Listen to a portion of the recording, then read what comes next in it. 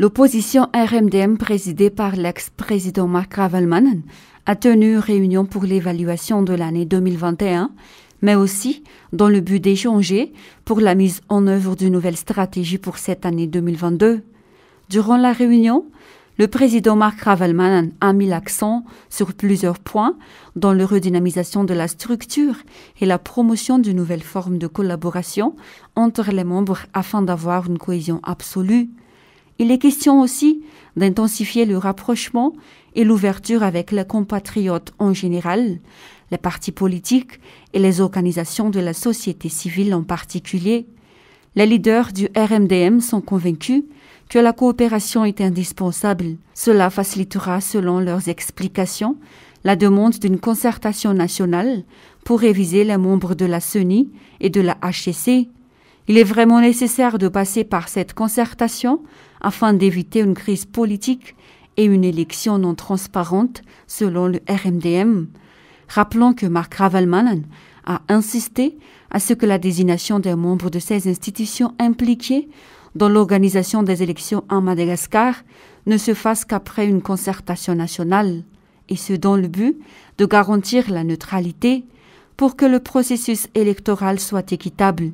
Pourtant, l'exécutif malgache a fait le forcing pour la mise en place de ces institutions. 2022 sera une année charnière pour la lutte contre l'injustice et la mauvaise gouvernance. L'opposition tient à jouer son rôle sur ce plan.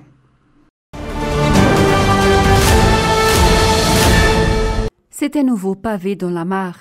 La société Colas et ses principaux partenaires dans les travaux d'extension des aéroports d'Ivato et de Nousbé ont été sanctionnés par la Banque mondiale. La décision a fait suite à un fort soupçon de corruption pour l'obtention des marchés relatifs à ces travaux. Le professeur Alson Roger voit dans ces sanctions de plus en plus fréquentes une faille au niveau de la gouvernance des aides financières reçues par la Grande Île. Les bailleurs de fonds ne tolèrent pas de tels actes. Ils réclament la transparence dans la gestion financière des divers projets qu'ils soutiennent. Nous sommes pourtant obligés de maintenir une coopération avec eux pour pouvoir soutenir notre économie très défaillante avec une croissance jusqu'à moins de 7%. Concernant l'allégation selon laquelle les personnes qui s'opposent au projet téléphérique sont des ennemis de développement, Ralston Roger pense plutôt qu'il est juste de s'opposer à un tel projet, car l'amélioration de la situation économique est désormais la priorité pour la population malgache. Les projets qui tendent à soutenir des intérêts particuliers doivent ainsi être bannis. Les dirigeants s'en tiennent à des projets d'infrastructure non prioritaires, alors que la population s'en tient plutôt à l'amélioration de leurs conditions sociales et de leur pouvoir d'achat. Ceux qui estiment que les membres de l'opposition ne font que critiquer sont des politiciens qui manquent d'expérience. Le pays a besoin d'un vrai leader et d'hommes politiques expérimentés afin d'éviter ce genre de scandale. Les jeunes au pouvoir actuellement ne disposent pas suffisamment de cursus politique pour promouvoir le développement, selon encore le professeur Alson Roger. La zone protégée de Menabé-Antmen est détruite petit à petit, selon l'Alliance Fuargasi. 60% de la forêt dans ce parc ont été déjà ravagées par les explorateurs illégaux, selon les rapports officiels. Et il y a un risque que ce parc soit complètement détruit dans 3 ans, d'après le président de l'Alliance Fuargasi, Jantoraza Kamanajan. Il incite alors le gouvernement à prendre des mesures strictes pour arrêter l'exploitation forestière illégale dans la région pour la sauvegarde de Menabé-Antmen. Selon ses propos, 100 000 hectares sur les étendues de 200 000 hectares de ce parc ont été complètement ravagés. La fermeture de cette zone protégée dans un délai déterminé est la seule solution temporaire pour pouvoir expulser les mineurs illégaux qui, selon l'Alliance Fuargasi, sont constitués d'immigrants venus de la partie sud de Madagascar. Il a aussi souligné que la corruption entre ce qui font venir les migrants et quelques représentants de l'État dans la région de Menabé est la principale cause de la destruction du parc Menabé-Antmen. La zone protégée s'est progressivement érodée au cours des dernières années à cause de la déforestation, La culture de maïs et d'arachide dans l'enceinte de cette zone. La plupart des agriculteurs sont des immigrants venus de la partie sud de l'île. Il y a des indicateurs qui facilitent la venue des migrants. Cette situation entraîne des problèmes sociaux entre les habitants locaux et les immigrants. L'ancien député de Mahambo a été impliqué dans la destruction et l'exploitation illégale de Menabiantan. Il y a aussi des entreprises privées impliquées dans cette affaire et qui commettent une corruption de haut niveau. On devrait fermer le parc durant un délai bien défini pour sa sauvegarde, sinon il sera complètement détruit d'ici 3 ou 4 ans. La fermeture temporaire sera effectuée afin de mener une enquête approfondie et d'expulser tous les acteurs de la destruction de ce parc. Le président de l'Alliance Foire-Gas a insisté sur le fait que tous les auteurs, qu'ils soient liés directement ou indirectement à la destruction de Menabe-Antmin, devront être poursuivis en justice. L'objectif de la fermeture du parc est d'assurer la pérennité de sa gestion sur le long terme, non seulement en termes d'environnement, mais aussi en termes de gouvernance. N'oubliez pas que la corruption à Madagascar ne diminue pas. Même si nous avons déjà 4 organisations anticorruption, à l'exemple du Bianco, du Samifin et du PAC, tous les corrupteurs et les commanditaires impliqués dans la destruction du Menabiantan devraient être punis sévèrement. Il y a même certaines entreprises parmi eux. Madagascar figure parmi les pays les plus corrompus dans le monde et selon le baromètre de l'USAID, de Transparency International, l'Alliance Foire-Gas et du Fonds pour l'environnement mondial ou FEM, la Grande Île est classée 149e sur 180 pays dans le classement mondial sur la transparence et la bonne gouvernance. Le pays ne tire aucun bénéfice des trafics d'or qui se poursuivent jusqu'à maintenant. Depuis la crise politique de 2009, les exportations illicites de bois de rose et les trafics en tout genre, notamment des ressources minières, n'ont cessé d'augmenter. Concernant l'or en particulier, une infime quantité d'exportation fait l'objet d'une déclaration officielle chaque année, alors que les exportations illégales n'ont jamais cessé. C'est un secret de Polichinelle. Les déclarations d'exportation ne concernent que des quantités limitées de 10 à 70 kilos par an. Pourtant, des tonnes d'or sortent tous les ans du territoire malgache. Cela engendre évidemment un manque à gagner important pour les caisses de l'État. La gouvernance des ressources naturelles du pays laisse à désirer. La population de Madagascar ne bénéficie d'aucun avantage de la gestion de ses richesses pour le moment, alors que les ressources minières sont des ressources non renouvelables.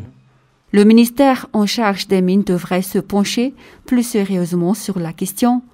Les exportations d'or devraient rapporter jusqu'à 8 millions de dollars par an à la Grande Île. La mise en place d'un marché pour les orpailleurs informels est essentielle pour améliorer la situation, selon cet économiste que nous avons interrogé. Face à la hausse constante des cas de Covid-19 à travers le pays, et le plus particulièrement dans la région Analamang, certaines écoles privées ont décidé de programmer des cours à distance. La rentrée était déjà prévue pour la première semaine du mois de janvier pour la plupart de ces écoles privées après les vacances de Noël. Le ministère de l'Éducation nationale a toutefois décidé de reporter au 17 janvier la rentrée pour les écoles publiques et privées afin de permettre aux établissements scolaires de se conformer aux normes sanitaires exigées par la recrudescence de ces cas de Covid-19. La décision a été confirmée par le Conseil des ministres du 5 janvier dernier. Certains parents d'élèves craignent déjà les impacts de la crise sanitaire sur le calendrier scolaire et sur le niveau des élèves.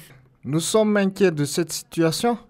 Bien sûr que le virus est à craindre, mais il faut aussi se préoccuper du niveau des élèves. Nous proposons la mise en place de systèmes rigoureux pour le respect des gestes barrières au niveau des écoles. Cela permettra de maintenir les cours. J'ai 2 enfants qui vont passer l'examen public cette année. Je constate qu'ils n'ont pas suffisamment de bagages pour y faire face. On peut par exemple départager les élèves en 2 groupes. Le premier groupe assiste aux cours le matin et le deuxième groupe l'après-midi. Le souci est que les élèves pourraient ne pas mériter leur diplôme, même en cas de réussite. L'Association des écoles privées a prévu de réagir bientôt si une solution pérenne à la situation actuelle n'est pas trouvée d'ici quelque temps. Pour le moment, tout le monde devra s'adapter au report de la rentrée scolaire pour éviter la propagation du virus au niveau des écoles, en sachant que les élèves peuvent par la suite transmettre facilement la maladie à leurs parents. «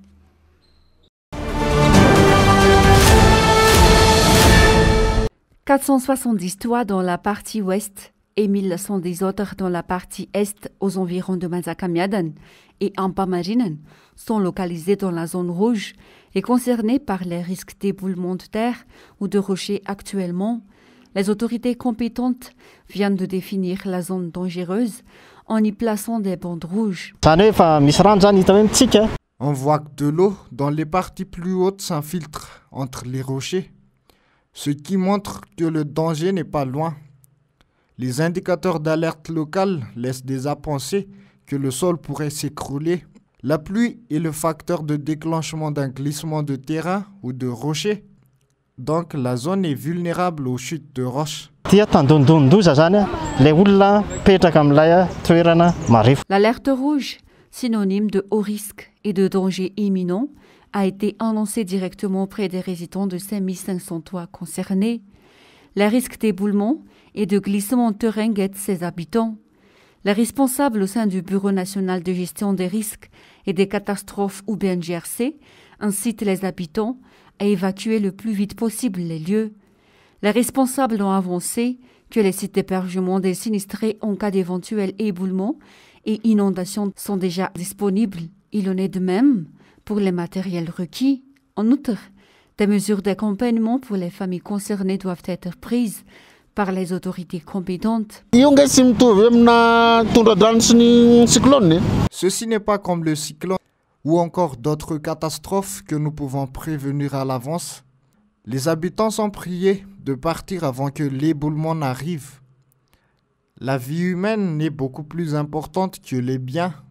Il faut prendre conscience de ce danger et prendre des mesures pour éviter de déboucher sur une évacuation manu militari. Sur ce, le gouvernement doit prendre des mesures et solutions durables. Pourquoi ne pas faire des infrastructures telles que le Chanmour? C'est le moment où on en a besoin. Depuis des années, à chaque saison des pluies, cet état de fait constitue une menace pour les habitants auprès des versants est et ouest de la colline de Manzakamiadan. Des éboulements qui font des morts et des blessés sont constatés chaque année. Si certains habitants ont quitté le quartier après des éboulements meurtriers successifs ces derniers temps, la plupart des concernés sont restés. Ils refusent d'abandonner leur maison.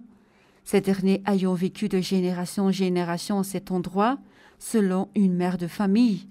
L'évacuation n'est pas idéale, surtout en cette période de crise sanitaire liée au Covid-19. Qu'en est-il de nos biens, de nos travail ou encore l'éducation de nos enfants? Par contre, si l'État nous rassure à propos de la prise en charge de tous nos besoins, on peut s'arranger.